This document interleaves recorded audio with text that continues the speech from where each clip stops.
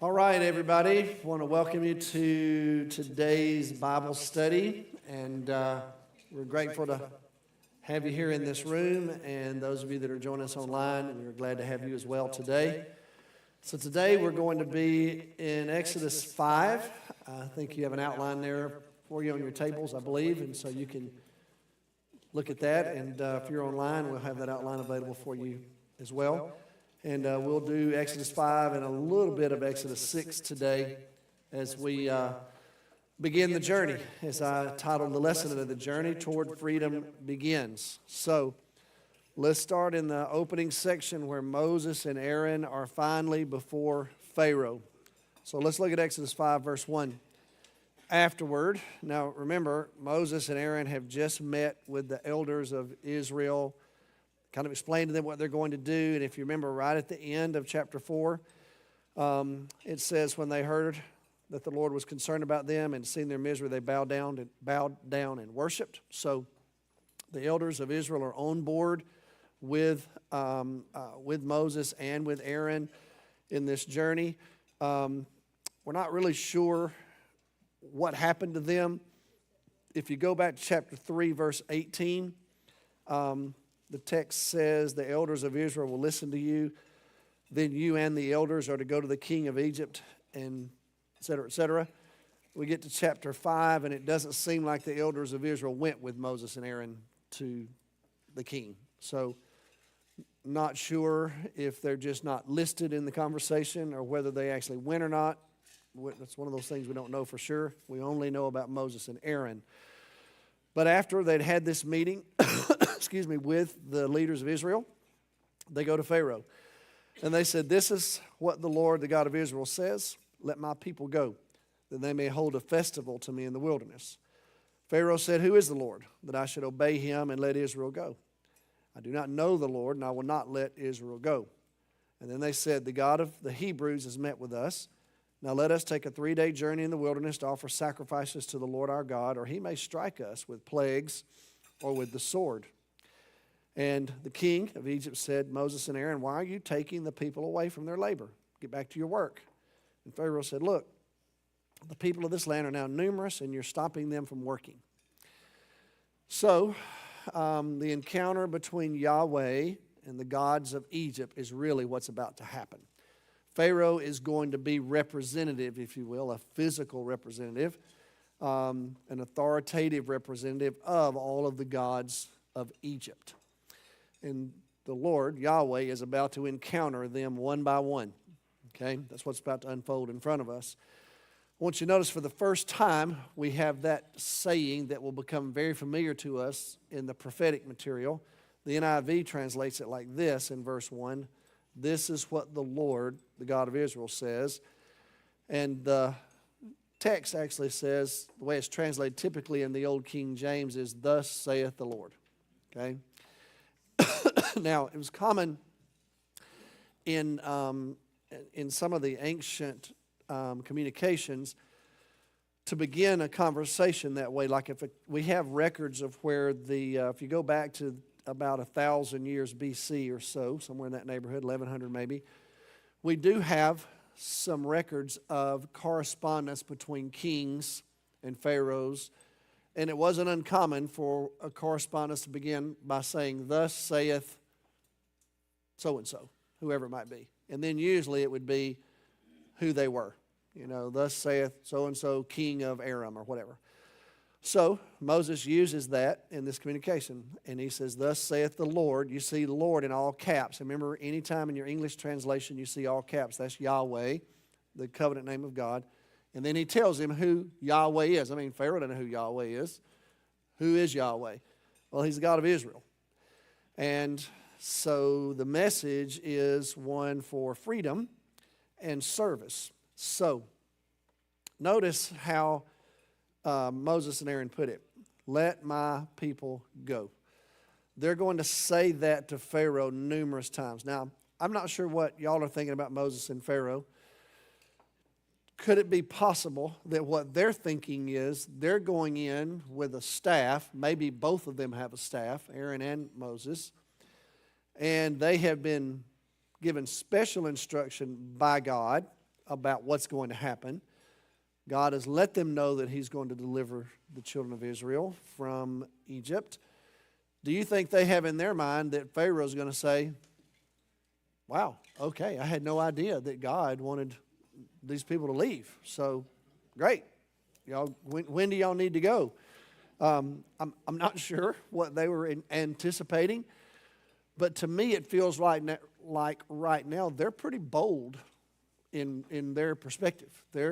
They're making a direct statement to the most powerful man that they will ever encounter on earth, at least, a human being, and that's Pharaoh. He's the king of Egypt. Now, you might ask the question, well, how in the world did Moses and Aaron get in to see Pharaoh? What did you do? Did you set up a Zoom meeting, or did you do an email contact? How did you get to go see Pharaoh? Well, believe it or not, in the ancient world, kings made it a point to have appointment days to meet with anybody. And so it was a very common practice in the ancient world. It was one of the ways that they tried to communicate that everybody had access to the most powerful person in their life. And so it just wasn't uncommon for kings to have audiences, if you will, with anybody that could find their way to the king and make sure that they were able to show up on time or whatever. So now you could argue the reason Moses had access to Pharaoh is because Pharaoh knew Moses. And there's also some credibility to that view. So I'd probably put both of those together. The fact that kings were accustomed to meeting with anybody that had an opportunity or need to meet with them. Sometimes the king, they would meet with him because they wanted the king to exact justice right then. They wanted him to make a decision. What about this? What about that? You remember we have that example with Solomon, where folks would come to Solomon and say, can you fix this? Would you address this? Could you give us a just decision about this? So it was just common in the ancient world. But probably it was also complemented by the fact that Moses knew this Pharaoh. Presumably, they would have been colleagues. Maybe had even grown up together. We don't know that for sure, but that certainly can be an implication here. But regardless, that's the demand. Now, isn't it interesting what they ask for? So look at verse 1. Let my people go so that they may hold a festival to me out in the wilderness. Then you get to verse 3. They said, we would like to take about a 3-day journey and offer sacrifices to our God. Now, you have two different views about that request. One view says that that's exactly what they were just asking for. They were looking for an open door from Pharaoh to let the children of Israel temporarily make a journey out in the wilderness, have some type of a worship service before the Lord, come back to Egypt, and then perhaps begin a process of redemption and deliverance, however that may look. But a number of scholars disagree with that. A number of scholars say when you actually research the way people negotiated in the ancient world, it was fairly common to begin by asking for something that you knew in reality was going to be much bigger than the original ask. This was just to, so to speak, be kind, gracious, and ease into the conversation. Does that make sense? In other words, he didn't say, let my people go forever. He starts off by saying, can we go for 3 days? And according to what a number of commentators believe, is that was kind of a method of communication in the ancient world. There was nothing necessarily dishonest about it. It's just the way negotiations were typically made. Sometimes we have a little bit of that in our culture. If you go to buy something and it's a bartering kind of relationship, you don't normally start off by telling the person what you know you're willing to pay. Right? That is not where you start. And you will say, well, I'll give you this much for it. But in your mind, you're thinking, well, actually, I'm going to give this much if I can get him to come down to this much. So there's some of that going on, we think.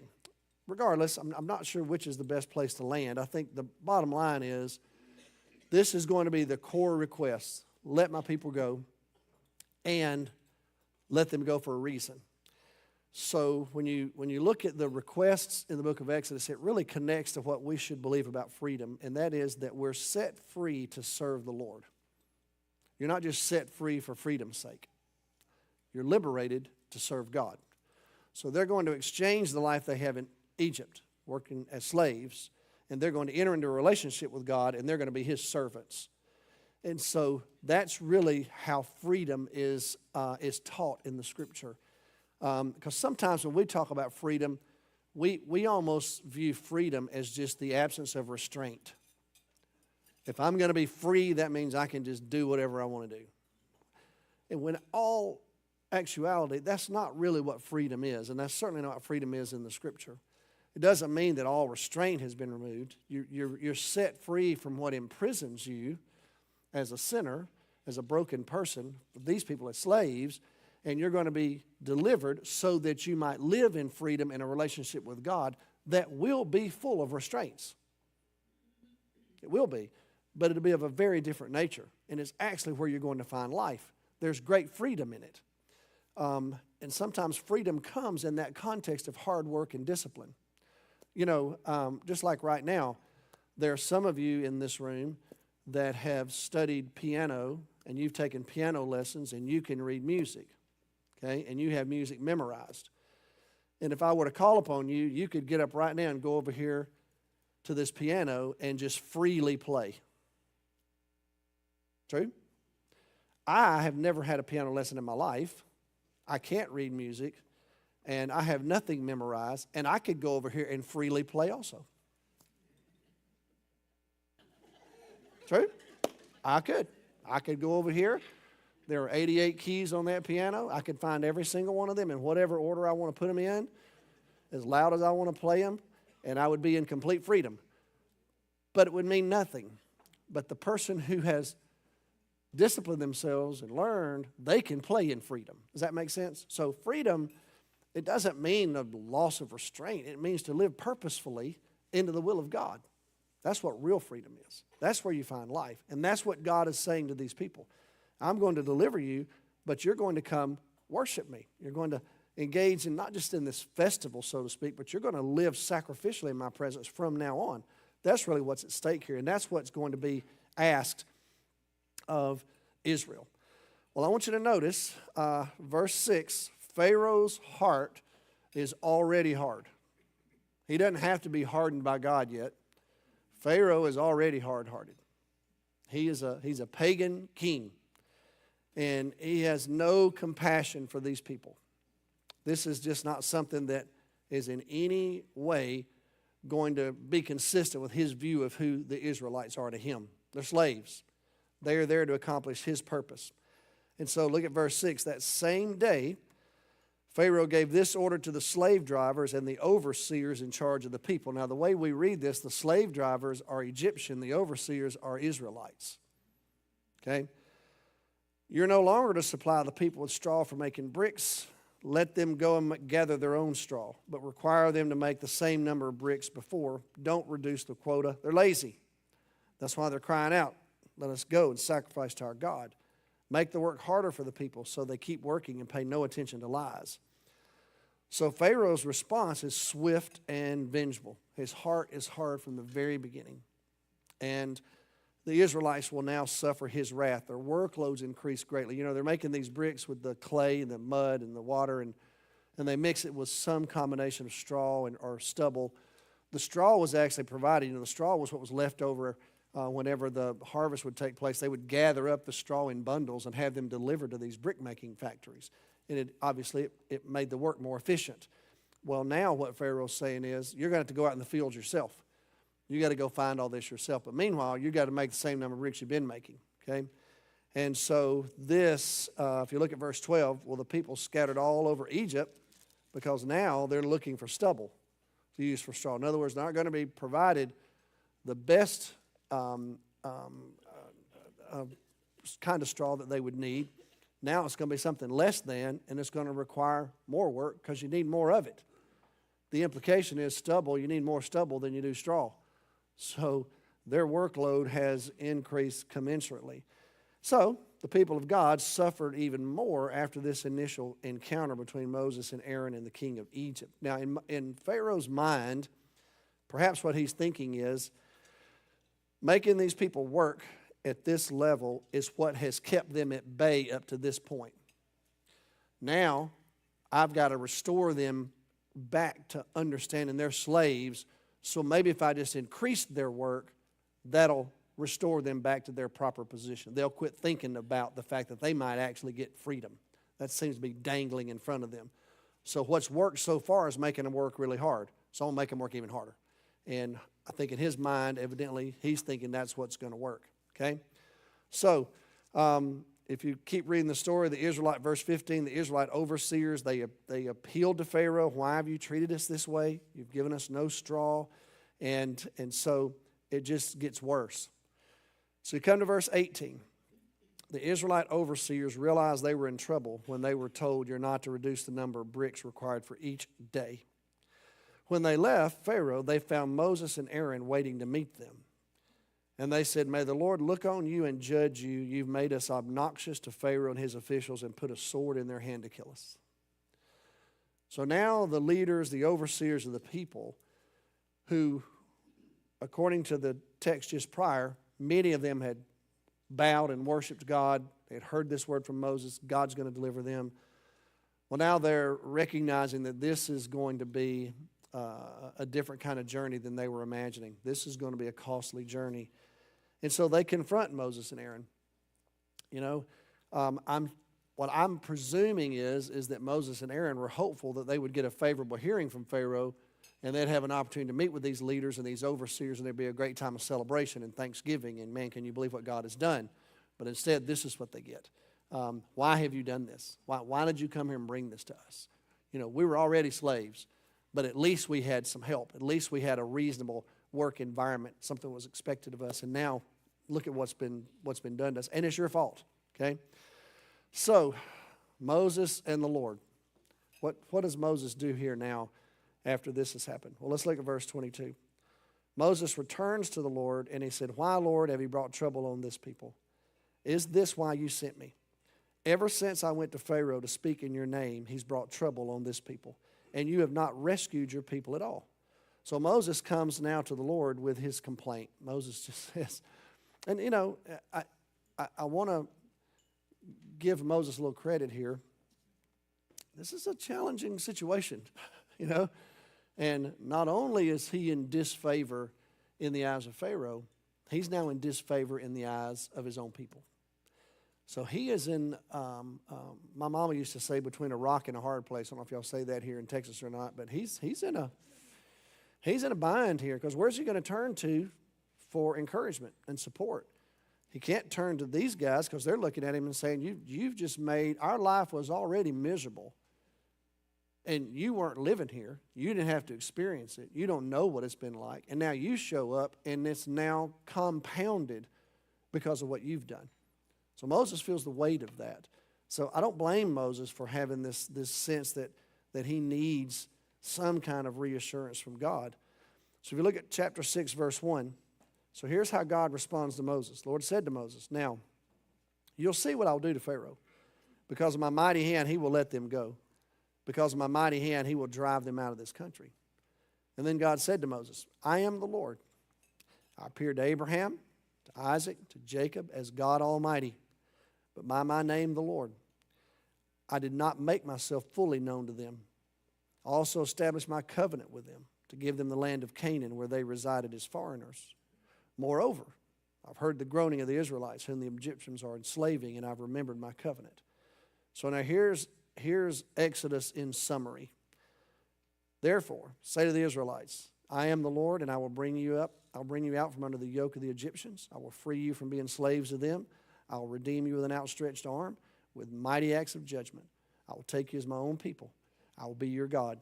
Then you will know that I'm the Lord your God who brought you out from under the yoke of the Egyptians. And I will bring you to the land I swore with an uplifted hand to give to Abraham, to Isaac, to Jacob. I will give it to you as a possession. I am the Lord.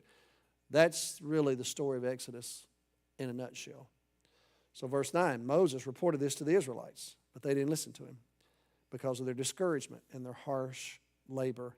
You know, sometimes when you're discouraged and you're in a season of despair, it's hard to hear good news.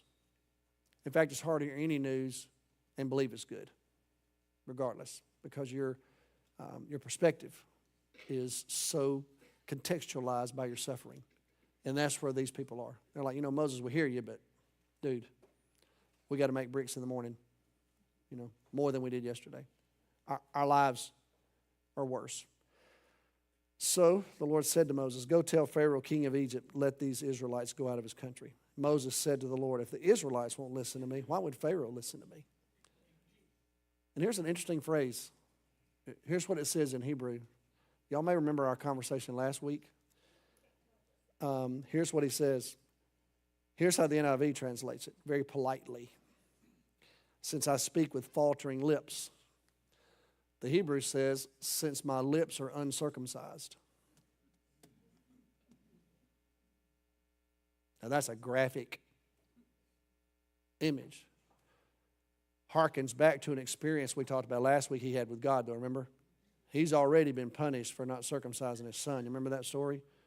He uses that very same image and says, so obviously, I mean, you spared my life, you spared my son's life, however you interpret that text. Now here I am, and here's how it looks to me. I'm still uncircumcised. I mean, my own people won't listen to me. So why would I think that Pharaoh's going to listen to me?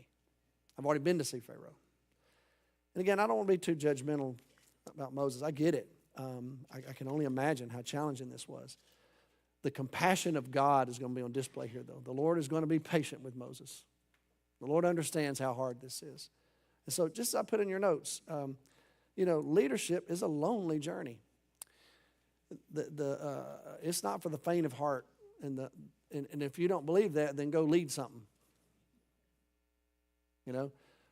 Leaders are often lonely people. There's a reason for that. Because leaders sometimes carry things in their hearts that nobody else knows. And so when they're misunderstood and you're not able to share what you know, it kind of leaves you in a vulnerable position. Moses knows what God's told him to do. He knows how he's been instructed. He knows what he believes the Lord has put in front of him. But as he's doing it, he's being assaulted on all fronts. And that leaves him in a very vulnerable position. Who's he going to confide in? Well, the only person really that he can confide in is God. That's really what he's doing. Because, if he goes to the Israelite leaders, well, they're looking at his leadership from one perspective. If he goes to Pharaoh, he's looking at his leadership from another perspective. It's a lonely spot. And any of you that have ever been in leadership, you know that. I would tell you that I understand that. There are times when I have felt led to do things that people misunderstand. I get it. It's just a challenging thing sometimes. But sometimes, and it's always hard to say to somebody, because this sounds very arrogant to say, well, you don't know everything I know. That's an arrogant statement, because that doesn't always land well. And so leadership requires a lot of nuance and dexterity, and it just takes a lot out of a person. Not everybody's cut out for it. But Moses is in that spot. This is what God's called him to do. He's going to have to figure out how to do it. And he's going to have to learn how to live in the loneliness of it sometimes, because God's going to continue to reassure him. And also, what we're learning about God here is that for some reason, God does not synchronize his watch with mine. And I cannot tell you how many times I've asked him to do it, to let him know, okay, let's sync up here now. It's 0600. This is going to be done by tonight, right? I mean, obviously. Well, actually, the Lord keeps time very differently than we do. And his plans are different than ours. What's the Lord getting ready to do here? Well, here's what's about to happen. God is about to capture the hearts and the minds and the imagination of the Israelite people, and then later the entire Christian family with this story. This is going to be the story of the Old Testament once the world is created. This story of deliverance, this story of rescue, of liberation, this image of the Exodus. So much of it is going to be woven into everything we know. What is Jesus going to do when he right off the bat, very early in his ministry? Where is he going to go? He's going to be led by the Spirit of God where? Into the wilderness. And how long is he going to be in the wilderness? A couple of weeks? 40. How long were the children of Israel in the wilderness? 40 years. Jesus is going to go in the wilderness for how long? 40 days. And he's going to experience the demands of being in the wilderness. And then we're going to read this story later where the angel of death is going to come to an Israelite's home, and what's he going to do? He's going to pass over, and he's going to pass over why? What's the angel of death going to see on the doorpost of that Jewish home? The blood of the Lamb. Y'all are with me, right? I mean, what's going to happen to us one day?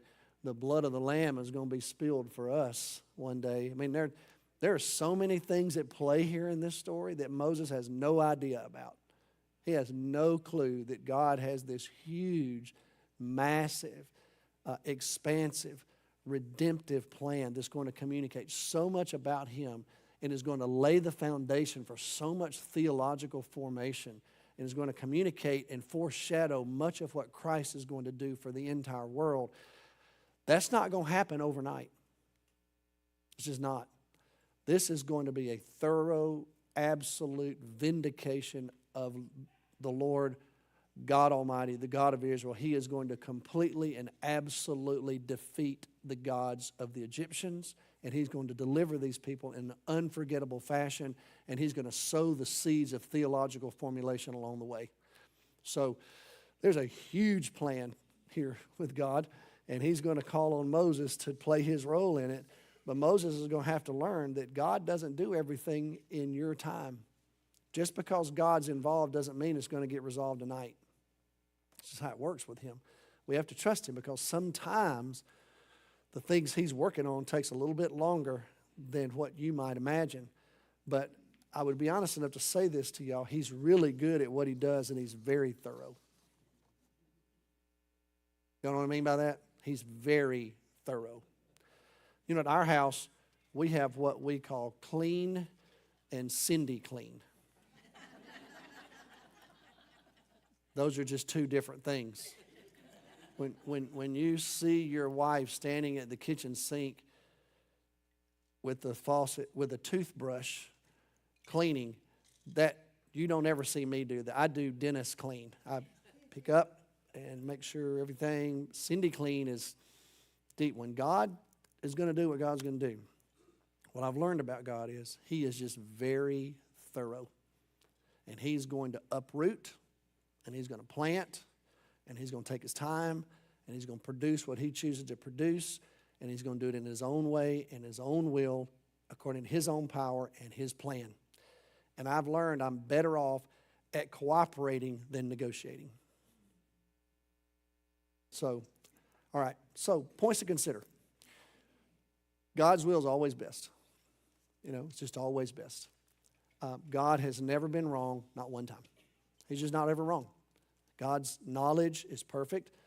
Y'all have heard me say before, Madeline Lingle likes to say that you have a point of view, I have a point of view, God has view. God sees it all, God knows it all, and we have to trust him. He has a plan. He has a plan right here.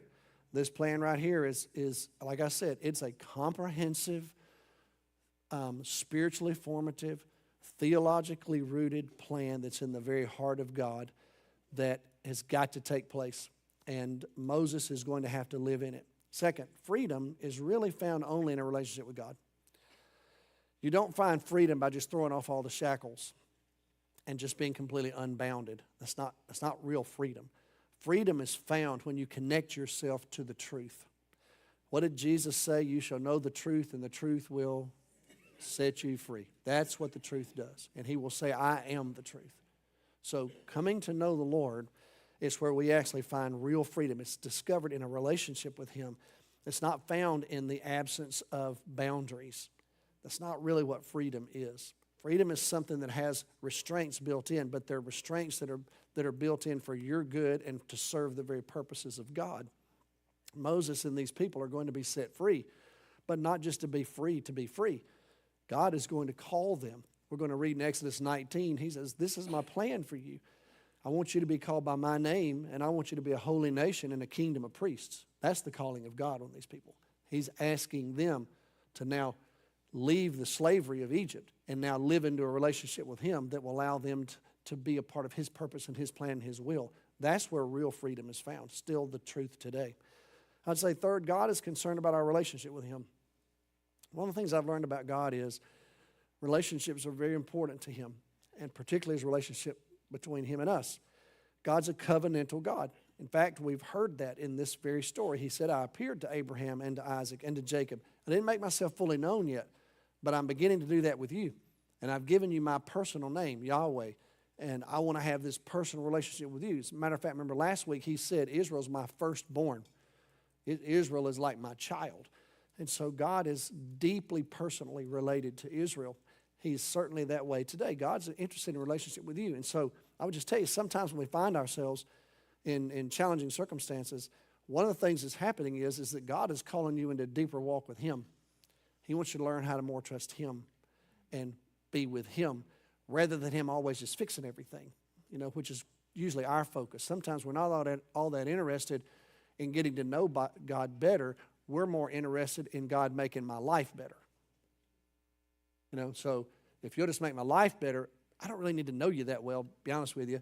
You know, it's almost like God is my wingman. You know, he's just kind of there to, you know, kind of just make it better and pave the road for me and let me call on him.